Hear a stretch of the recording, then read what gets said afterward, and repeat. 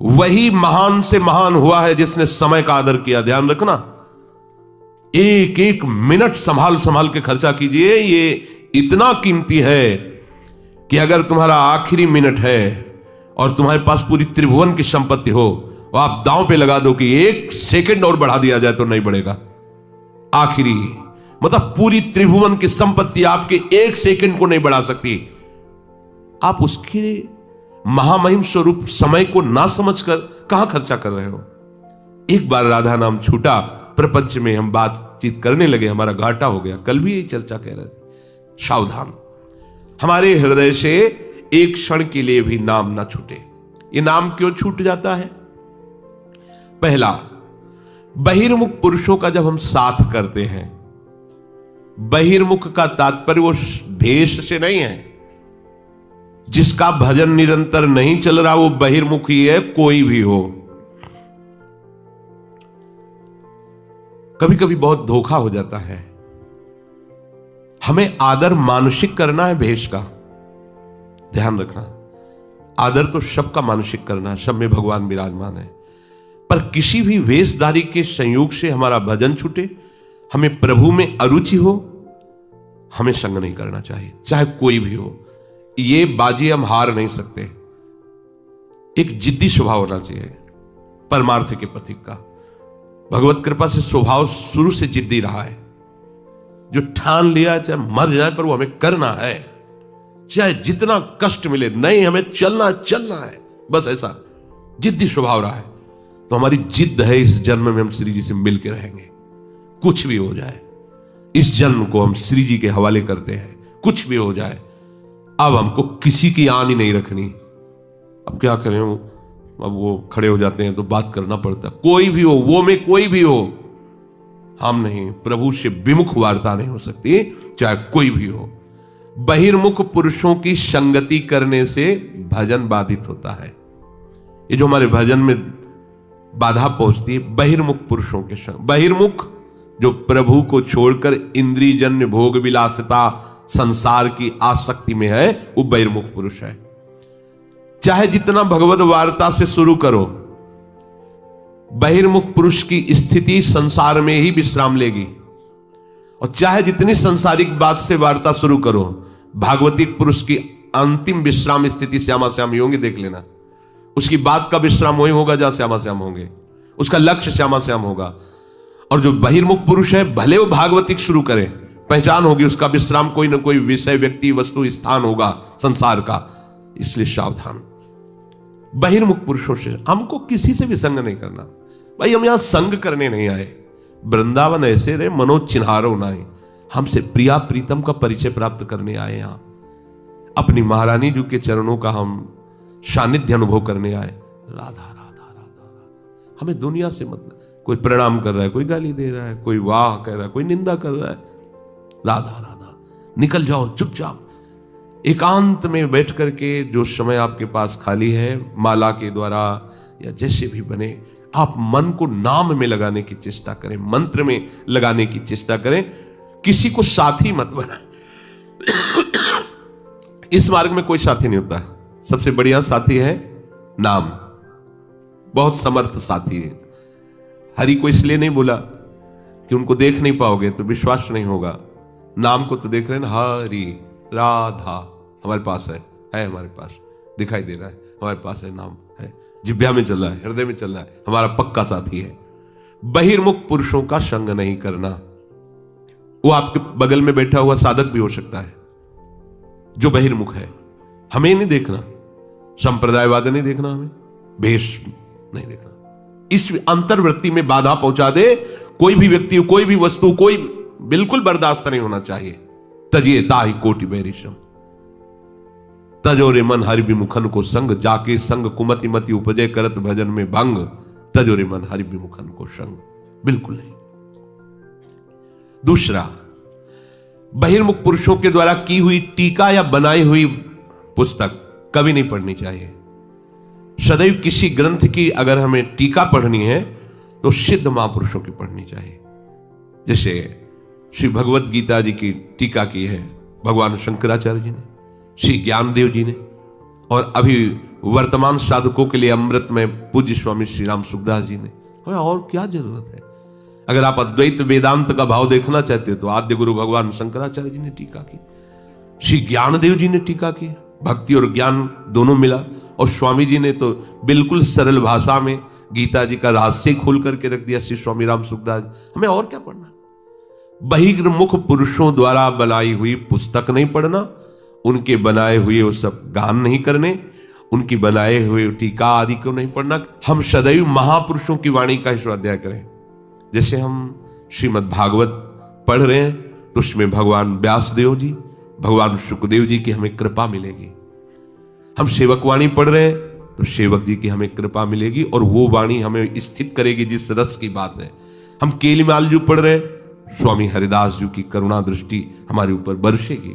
हम चतुरासी जी पढ़ रहे हैं, हित सजनी जो हम पर कृपालु होंगी, और उसका फल तो ये होगा कि इन्हीं नेत्रों से प्रिया प्रीतम का साक्षात्कार, पर उसमें हित सजनी जो हम पर जो कृपा करी वो प्रिया प्रीतम के मन की बात जानने की सामर्थ्य दे देंगी। स्वामी जी जो कृपा करेंगे वो श्री श्यामा कुंज बिहारी के हृदय की बात जानने की सामर्थ्य दे। सबके हृदय की बात कुंज बिहारी जानते हैं, और कुंज बिहारी के हृदय की बात सखियां जानती हैं, दूसरे की सामर्थ्य नहीं। इसलिए समर्थ महापुरुषों की वाणी स्वाध्याय करें। ऐसे वैसे नहीं कुछ भी देखा पढ़ने लगे, ऐसे नहीं। किसका पद है, किसके द्वारा टीका की गई हुई, कौन सी वाणी। बस एक बार किसी ग्रंथ की टीका को लेकर पूज्य सदगुरुदेव भगवान प्रारंभ में गए, जय महाराज ने कहा किसकी, तो हमने बताया फूल से आविष्कृत करके यमुना में डाल दो, चलो एक बार भी मत खोलना। एकदम बस ये था कि गुरुदेव भगवान जो आज्ञा की उससे बाद में जब फिर समझ में आया कि अनन्यता के भाव में बाधा पड़ जाती। जिस मार्ग में हम चल रहे हैं, जिस पथ का अनुसरण कर रहे हैं, उसी मार्ग के सिद्ध पुरुषों की वाणी का स्वाध्याय। बहिर्मुख पुरुषों द्वारा बनाई हुई पुस्तकें या की हुई टीका को नहीं पढ़ना चाहिए, ऐसा आदेश कर रहे। नहीं तो आपकी जो मार्ग की निर्बाधता है वो खत्म हो जाएगी, बाधा प्रकाशित हो जाएगी। और तीसरी बात, बहुत से शास्त्रों का स्वाध्याय करने की आदत नहीं होनी चाहिए। अरे भाई, शास्त्रों का फल है कि आपका निरंतर नाम चलने लगे। अब आप बात समझ गए ना कि आपको निरंतर नाम चलाना है, तो 24 घंटे में सत्संग आपको मिल ही गया। अब लगी सेवा है, वाणी का गायन है, निरंतर नाम जप है। अब आपको कुछ जानना बाकी रह गया क्या? जो सत्संग सुनते हैं उनको कोई सिद्धांत पढ़ने की जरूरत है क्या? जहां से जो सिद्धांत की जरूरत है वो श्री जी खुद पकड़वा के आपको सुनवा देती है। आप तो कान से सुनो, बस आचरण में उतारो, चल दो। बोझा ढोने की जरूरत थोड़ी है। खास बात समझना, अगर भगवत प्रीत्यर्थ जीवन नहीं है, भगवत भजन नहीं है, तो गधे की पीठ में चाहे मिट्टी लाद दो चाहे वेद, उसको बोझा ढोने से मतलब है। ऐसे ही हमारी बुद्धि है, ये प्रपंच का बोझा ढोए या वेद का बोझा ढोए, अगर ये प्रभु के चरणों में सुख बुद्धि नहीं होती, प्रभु के नाम में आसक्ति नहीं होती, तो सब क्या कराया मिट्टी। इसलिए गोस्वामी जी कह रहे, जोग कुजोग ज्ञान अज्ञानू, जहां नहीं राम प्रेम प्रधानु, सो सब धर्म कर्म जरि जाऊ, जहां न राम पद पंकज भाव। चौथा, संसारिक संबंधों की पुष्टता रखना। ये हमारे जीजा है, हमारे मौसिया है, हमारे फूफा है, मौसिया आकर के हमारे पास बैठकर अपनी मौसियागिरी से हमारा आधा घंटा नष्ट करेंगे। अब हमको है कि हमको कैसे बतावे, नहीं तो कहेंगे बड़ा भगत बनता है। होता है, जैसे अपने शरीर संबंधी पूर्व के होते हैं, वो ये नहीं मानते कि तुम साधु हो। हमारा भाई है, हमारे ताऊ हैं, हमारे अमुक हैं, उनकी दृष्टि में वही बना रहता है।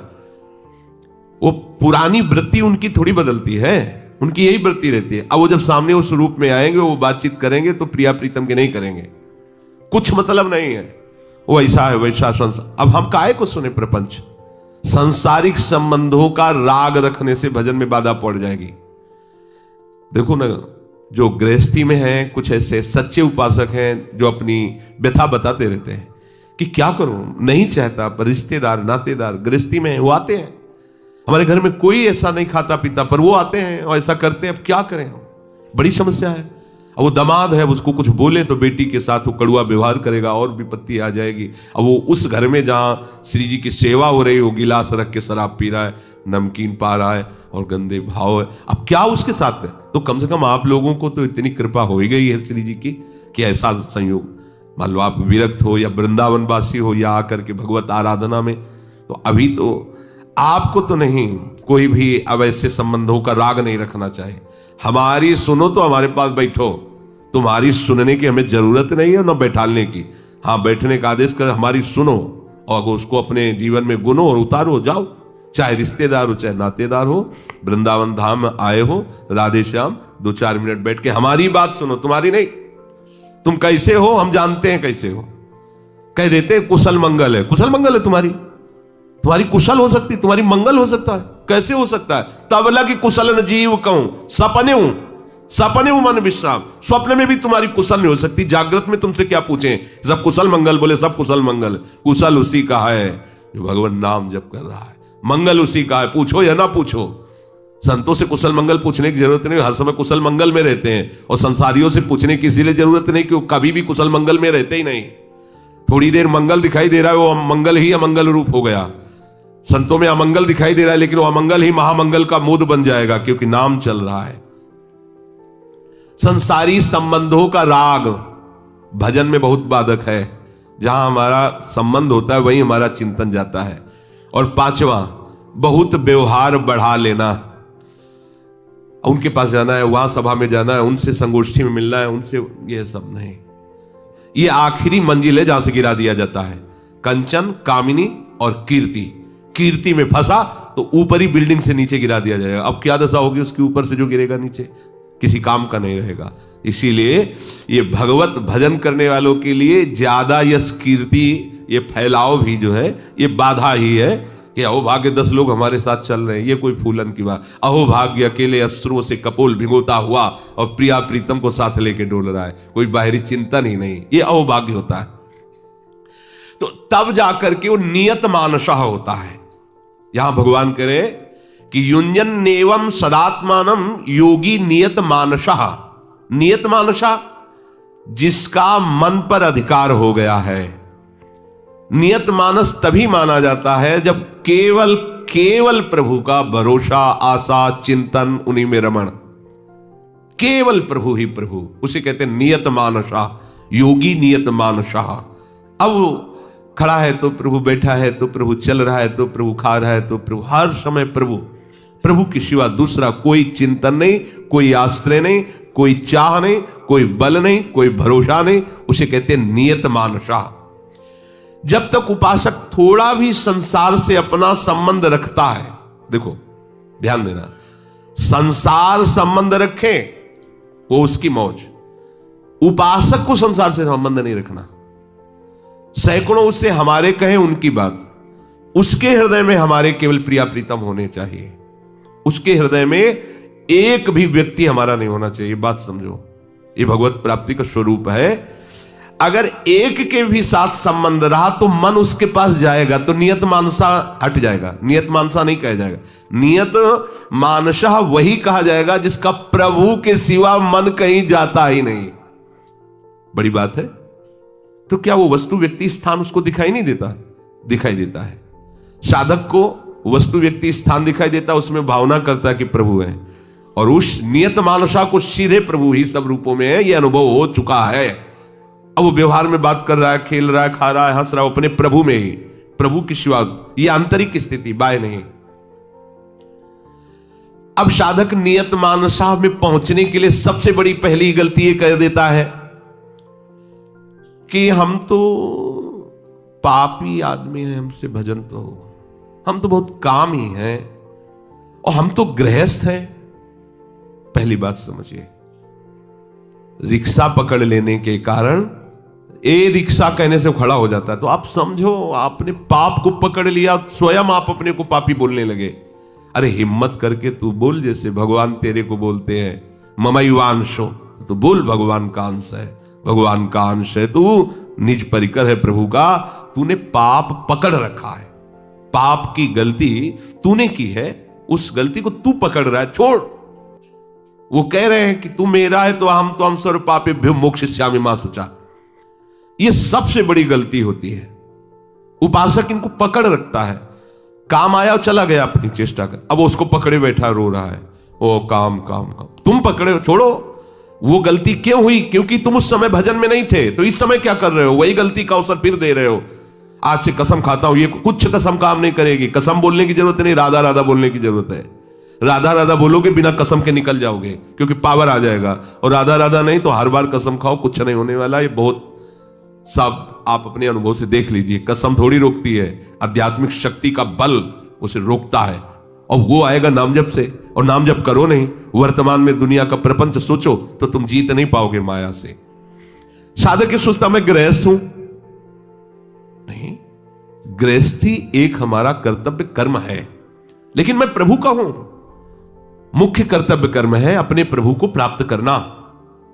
ये जो मान्यताएं आप बैठाल रखे, मैं स्त्री हूं तो मेरा कर्तव्य ये है, मैं पति हूं तो मेरा कर्तव्य ये है, मैं पुत्र हूं तो मेरा कर्तव्य ये है, मैं अमुक हूं तो मेरा कर्तव्य ये है, तो सर्वधर्मान परित्यज्य मामेकम शरणं ब्रज अहम त्वाम सर्व पापेभ्यो मोक्षयिष्यामि मा शुचः। भगवान कह रहे सब धर्मों को मेरे चरणों में समर्पित कर दो। सर्वधर्म परित्यजन का मतलब यह नहीं है कि आप धर्म त्यागी हो गए, नहीं, सर्व धर्मों का परिणाम प्रभु के चरणों में समर्पित कर दिया। पति सेवा का फल हो, हरि प्रसन्न हो, हमारे परिवार पोषण का फल हो, मेरे प्रियालाल प्रसन्न हो, मेरी इस चेष्टा का फल हो, मेरे प्रभु प्रसन्न हो, उनके चरणों में मेरी भक्ति बढ़े। प्रभु का आश्रय, प्रभु की प्रसन्नता, प्रभु का चिंतन, चाहे जहां रहे हो। अब आपने आश्रय ले लिया गृहस्थ का कि मैं गृहस्थ हूं, आश्रय ले लिया पाप का, पहली छाप लगा ली मैं पापी हूं, आश्रय ले लिया अरे मैं तो कामी हूं। ये सब आगंतुक है, ये स्थायी नहीं है। आगमा पाइनो अनित्यास्तास्तितिक्षस्व भारत। हर समय काम बना रहता है क्या? हर समय पकड़े रहो काम को, उसका चिंतन करते रहो तो बना रहेगा। चिंतन ना करो तो आना बहुत कम हो जाएगा उसका, धीरे धीरे आएगा ही नहीं। तुम बुलावा देते हो, काम का चिंतन करते हो, काम सुख की लालसा करते हो तो काम आके हृदय में छा जाता है। अभी हरि का चिंतन करो, श्याम का चिंतन करो तो श्याम छा जाएंगे। बात तो चिंतन की है, बुलावे की है।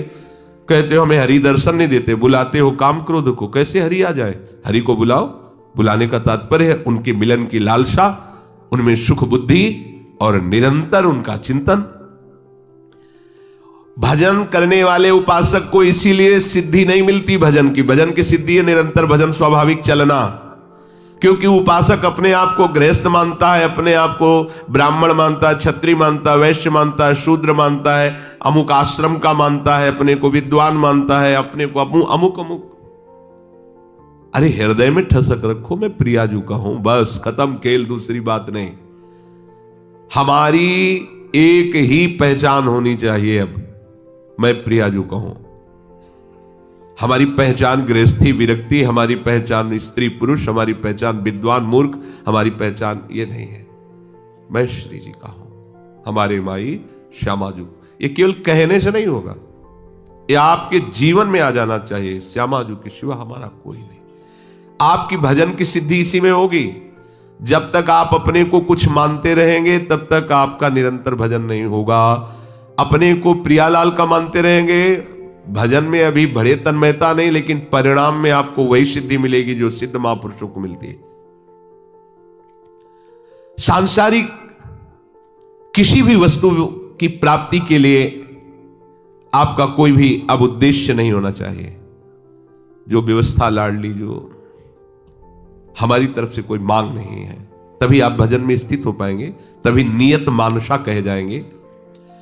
अहमता का परिवर्तन हुए बिना सच्ची साधना नहीं होती। मैं गृहस्थ हूं, मैं अमुक हूं, मैं अमुक हूं, सच्ची बात नहीं। मैं प्रियालाल का हूं, यह सच्ची बात है। इसी से सत्य साधना होगी। अहमता जहां होती वहीं निरंतर चिंतन होता है। जैसे शरीर में अहमता है तो भोगों का चिंतन होता है। प्रियालाल में अहमता समर्पित हो जाएगी। जैसे गोस्वामी जी कह रहे हैं, अभिमान जाई जनि भोरे, मैं सेवक रघुपति पति मोरे। तो हर समय अपने प्रीतम का चिंतन स्वाभाविक होगा, क्योंकि अहमता वहां समर्पित है।